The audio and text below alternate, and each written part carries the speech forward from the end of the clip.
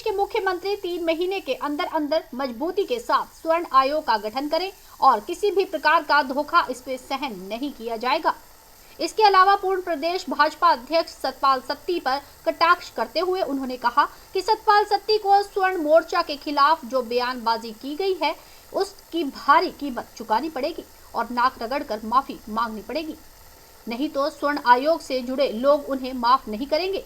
उन्होंने कहा कि वह अपने आप को चट्टान समझते हैं, लेकिन उन्हें धूल में देरी नहीं लगेगी। यह बात देवभूमि क्षेत्रीय संगठन के प्रदेश अध्यक्ष रुमित सिंह ठाकुर ने माता के दर्शन करने के उपरांत पत्रकारों से बातचीत करते हुए कही।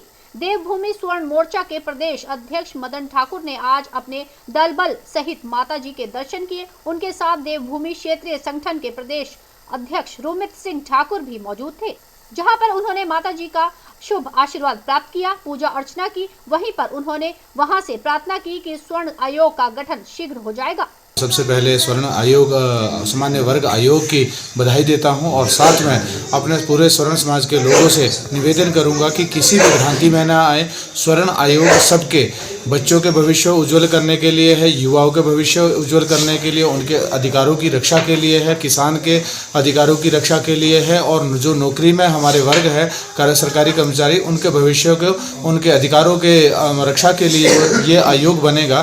तो आप धैर्य रखें, किसी भी प्रकार की भ्रांति में ना आए और किसी भी समाज में किसी भी आप उकसावे में ना आए। जिस प्रकार से कुछ एक वर्ग आपको बहका रहे हैं कि वहाँ पे जातीय दंगे भड़काने के लिए, तो मैं सभी से निवेदन है कि ऐसी किसी भी भ्रांति में ना आए। स्वर्ण आयोग लेना हमारा सरकार से लड़ाई थी, हमारी किसी भी जाति या अन्य समुदाय से कोई भी किसी प्रकार की द्वेष भावना नहीं है। ये सभी हमारे समाज में एक समाज में रहते हैं, हमारे समाज में ये भाईचारा है। मैं सभी से निवेदन करूंगा कि किसी प्रकार की भ्रांति में ना आए। और जैसा कि भाई रुमेश जी ने कहा है और आज देखने में आया है कि रात को सतपाल सत्ती जी ने जो कहा है कि जो ये आंदोलन चला था देवभूमि क्षेत्र संगठन देवभूमि स्वर्ण मोर्चा द्वारा, इसको कांग्रेस ने फंडिंग दी है।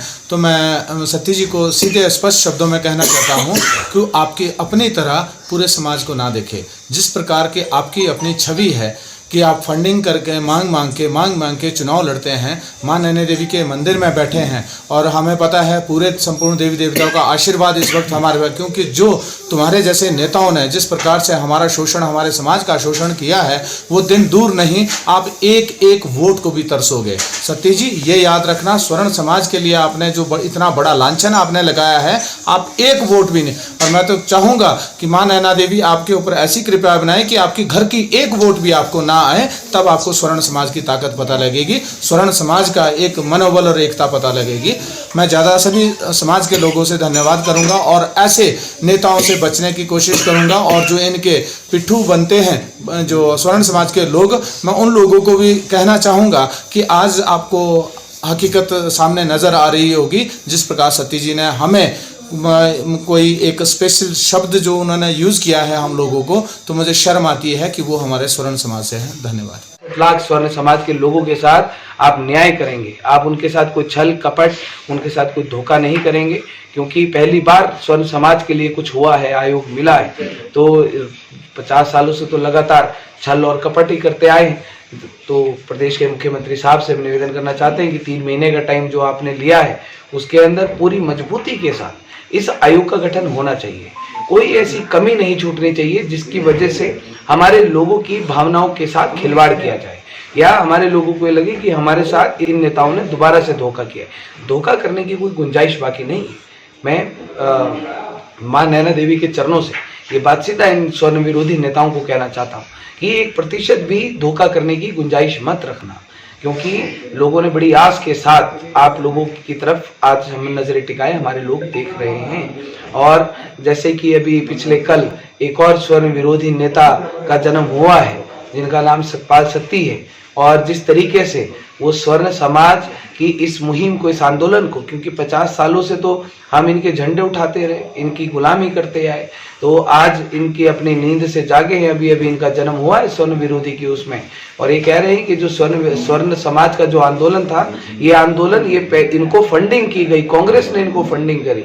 अरे सतपाल सत्ती जी, आप अपना टाइम याद रखिए ना कि जब आप चुनाव लड़ने जाते हैं तब कभी एक्शन को, कभी एक्साइज को, कभी पुलिस को, कभी कितने डिपार्टमेंटों को आप प्रेशराइज करके फंडिंग मांगते हैं। आपने स्वर्ण समाज के लोगों को क्या फंडिंग लेकर आंदोलन करने वाले समझा है?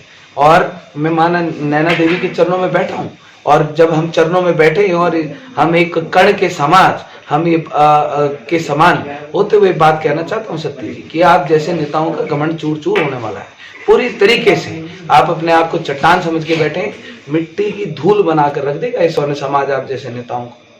या तो अपनी अकल सही कर लो। और हमने कहा है प्रदेश के अब स्वर्ण समाज के लोगों से, हमारा जितना समाज है, अब चाहे हमारे ब्राह्मण समाज होगा, राजपूत समाज होगा, वैश्य समाज होगा, जूते की माला पहनाएंगे आपको सरेआम। मुंह भी काला करने की आवश्यकता पड़ेगी, मुंह काला करेंगे। बच सको सत्य जी, अगर बच सकते हो तो बच के दिखाओ। हमारी तरफ से सीधी बात है, नाक रगड़ के माफी मांगनी पड़ेगी, नाक रगड़ के। और जब तक नाक रगड़ के माफी नहीं मांगेंगे सतपाल सत्ती, तब तक आपका मुंह भी काला किया जाएगा, आपको जूतों की माला भी पहनाई जाएगी। इस बात को बड़े अच्छे से ध्यान रखना। और माँ नैना देवी है, हमारी देवी देवता हैं, और 50 सालों में स्वर्ण समाज जागा है। माँ हमारी देवी देवता खुद हिसाब किताब लेंगे 50 सालों का इन लोगों से। एन स्टार न्यूज के लिए श्री नैना देवी से प्रदीप चंदेल की रिपोर्ट।